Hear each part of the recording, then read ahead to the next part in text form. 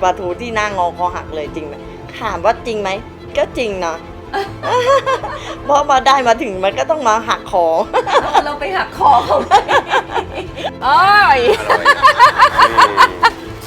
คนอื่นเขาเทสไวน์กันเขาเทสสาเกกันนี่เราเทสปลาทูตัวนี้คือปลาทูจากอ่าวไทยปลาทูไทยอร่อยให้เชฟกินต่อ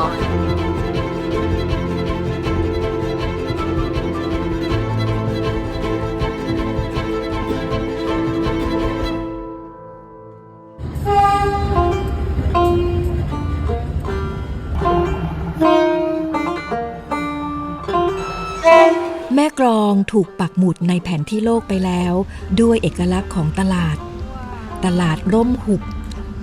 ร่มให้รถไฟผ่านและเป็นตลาดที่เรียกว่าตลาดเสี่ยงตายที่มีหนึ่งเดียวในโลกค่ะ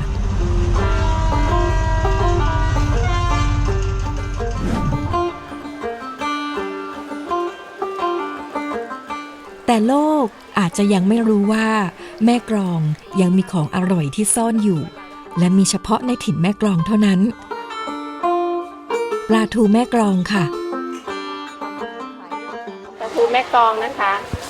เป็นปลาทูบ้านเราแท้ค่ะแต่นึ่งไม่ค่อยสวยของหนูจะนึ่งสุกแห้งถ้าปลาอินเดียมันจะตัวเงาๆสวย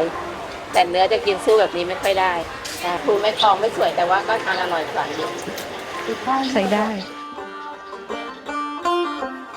แม่ค้าอธิบายค่ะว่าปลาทูที่ขายในตลาดส่วนมากจะมีเพียง2ชนิดคือปลาทูแม่กลองและปลาที่มาจากทางใต้สังเกตดูที่ขนาดค่ะถ้าปลามาจากใต้จะมีขนาดใหญ่กว่าเนื้อแข็งกว่ามีสีออกฟ้าเทาแต่ถ้าเป็นปลาทูแม่กลองแท้จะมีสีเขียวหมองหัวโตลำตัวเป็นสามเหลี่ยมเนื้อนิ่มเวลากดเบาๆจะเด้งคืนไม่เป็นรอยนิ้วค่ะอุ้ยให้ชิมเลยเหรอกินได้เลยใช่ไหมคะเพราะมันนึ่งสดแล้วเนื้อโอ้ยหอมกลิ่นปลาทูคลุกข้าวเค็มพอดีด้วยนะแล้วหนังเขาอะก็ยังจะมีเหนียวหนึบๆแต่ว่าหนังเขาเนี่ยก็ทำให้ทอดแล้วมันจะกรอบไงใช่แล้วหนังเขาก็เลยทำให้ข้างหนังที่มันดีด้วยนะมันก็เลยทำให้ข้างในอะยังนุ่มอยู่ไม่แห้ง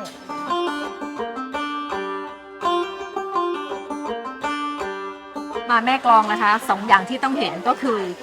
ตลาดรถไฟร่มหุบ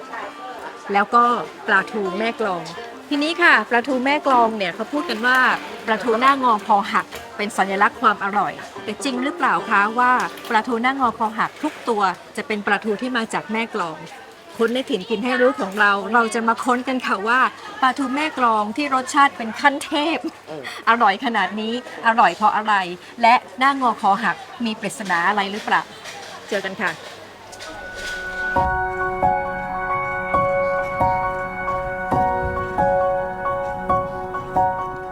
ไปให้ถึงบ้านปลาทูกันนะคะกับการไปสบตาอ่าวรูปกอไก่กับผู้ใหญ่แดงผู้ใหญ่แดงทำงานกับชุมชนในการฟื้นฟูป่าชายเลนมานานกว่า10 ปีแล้วนะคะผลที่ได้จากการปลูกป่าก็คือการลดการซัดเซาะชายฝั่งและทวงบ้านของปลาทูคืนได้การเชื่อมโยงระหว่างธรรมชาติและมนุษย์นี่แหละค่ะที่ทำให้วันนี้ปลาทูแม่กลองได้รับการจดทะเบียน GI ในฐานะเป็นเอกลักษณ์ของสิ่งที่อยู่ในท้องถิ่นทางภูมิศาสตร์ถ้าป่าสมบูรณ์เขาก็จะมีอาหาร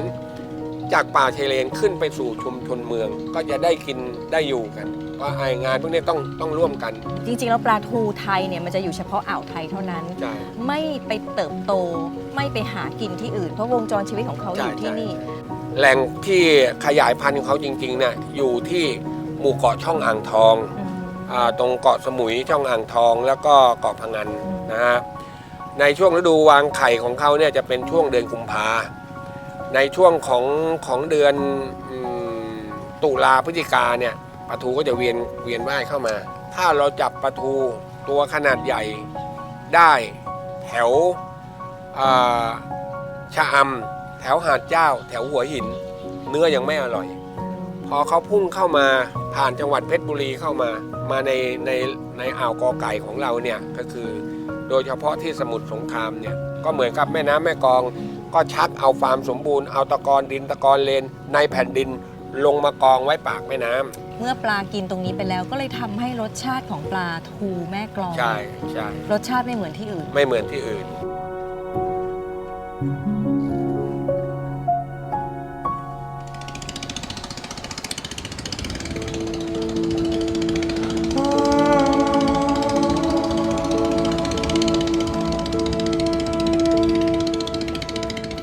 เชฟเคนจิมาลงเรือลำเดียวกันค่ะ เพื่อจะได้เข้าใกล้หัวใจความอร่อยของปลาทูให้สนิทขึ้น ผู้ใหญ่แดงเล่าว่าปลาทูสดที่สุดคือจับปลาทูด้วยโป๊ะ เพราะว่าปลาจะสะดุ้งตอนยกโป๊ะขึ้นจากน้ำซึ่งแบบนี้ไม่มีแล้ว แต่ว่าการล้อมปลาด้วยอวนติดตาแบบประมงพื้นบ้าน ก็ถือว่าสดไม่แพ้กันนะคะ คือจับปุ๊บก็ขึ้นไปสะบัดส่งขายปั๊บ ต่างจากเรือประมงพาณิชย์อวนดำค่ะ ที่แช่แข็งปลาไว้หลายวันก่อนจะเข้าฝั่ง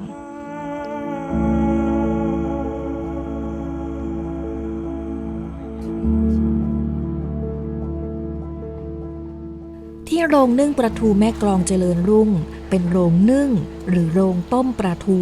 ที่ยังใช้เตาฟืนแบบเดิม ซึ่งในปัจจุบันนี้เหลืออยู่เพียงไม่กี่แห่งแล้วค่ะ ติดมาตั้งแต่สมัยปู่ย่าตายายเนาะก็เลยเรียกปลาทูนึ่งก็เกิดมาก็คงจะรู้ว่า ทำไมมันไม่ได้เป็นนึ่งทำไมมันถึงไปเป็นต้มแต่ละที่แต่ละจังหวัดไม่เหมือนกัน แต่ถ้าเป็นปลาทูแม่กลองอ่ะเขาจะมีหลายขนาดในที่เราไปซื้อมา เราก็จะแยกไซส์เล็กไซส์ใหญ่ไซส์กลางอย่างเงี้ยค่ะพอเราได้ปลาทูมาอันดับแรกมาถึงเลยแต่ตอนเช้าเลยเนาะเราก็จะฟักไส้ล้างทำความสะอาดกับปลาทูให้สะอาดพอเราล้างทำความสะอาดดองให้ปลาได้สัมผัสกับน้ำเกลือหน่อยหนึ่ง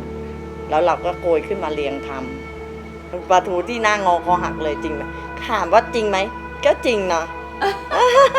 เพราะมาได้มาถึงมันก็ต้องมาหักคอ เราไปหักคอเขา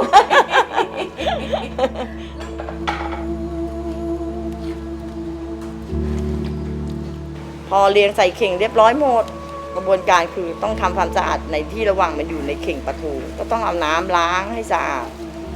แล้วก็ถึงจะเอาลงต้มค่ะ ต้มก็ต้องมีสูตรค่ะ ความแรงของไฟ ระยะเวลาในการต้ม และที่สำคัญคือเกลือ ครอบครัวคุณอำพันธ์ใช้แต่เกลือสมุทรสงครามจากนาเกลือเพียงชนิดเดียว เพราะว่าเป็นเกลือที่ไม่มีทรายปน คือถ้าความเค็มไม่ได้สัดส่วนเนี่ยนะคะ เวลาปลาสุกแล้วหนังจะติดนิ้วขึ้นมา แต่ถ้าจืดเกินไป ปลาก็จะคาวได้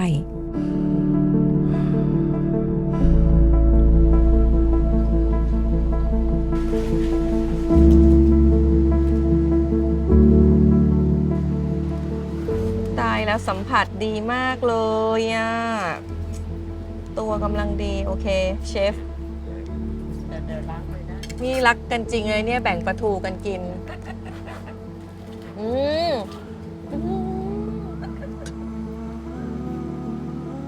หนังกรอบ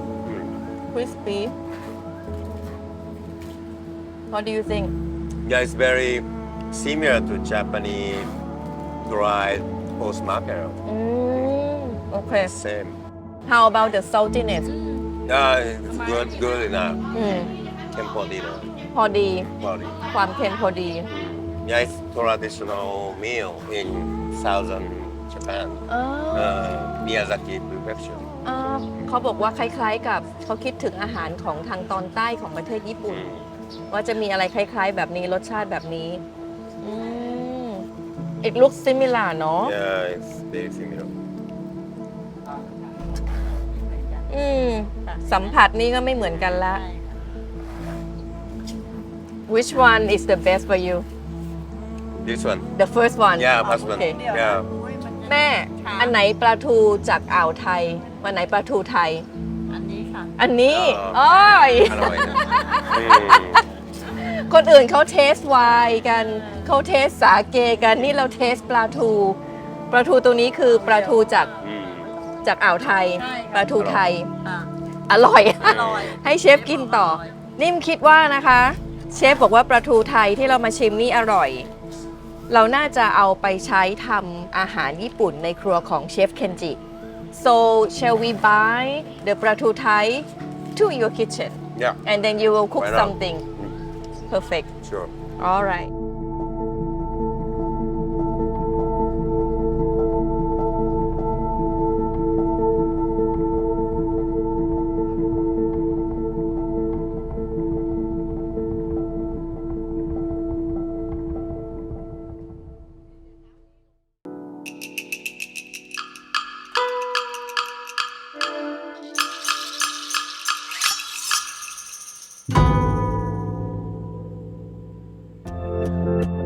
ปลาทูทำให้เชฟเคนจินึกถึงรสชาติอาหารท้องถิ่นในจังหวัดมิยาสกิที่อยู่ทางตอนใต้ของญี่ปุ่น Yeah, I think it's very similar to Japanese mackerel. And sometimes Japanese mackerel too oily. So I think Pratut is has good enough.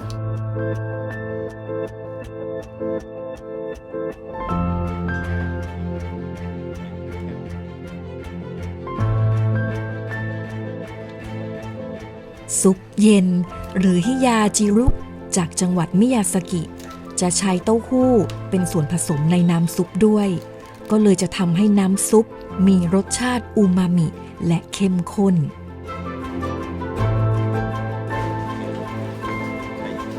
Special. พอย่างปลาทูแม่กลองสุกปุ๊บ เชฟก็จะแกะเนื้อปลาออกมารอ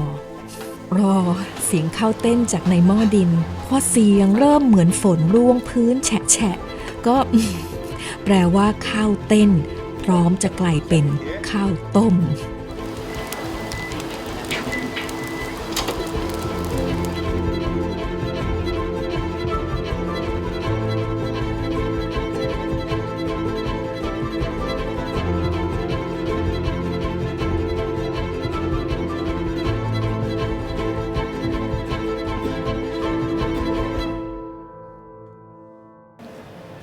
Ooh, look at that.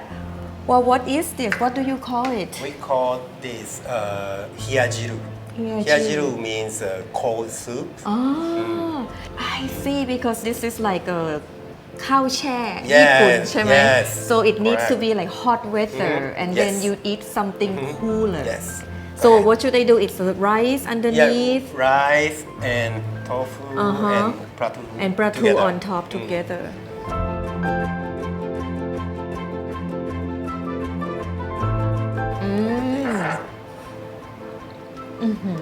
แล้วคนไทยชอบ ถูกต้องค่ะ ถูกต้อง ถูกต้องค่ะ Oh, It is creamy from sesame seeds Yeah. and I feel the coolness and it makes and everything swimming together and then ปลาทู jumps out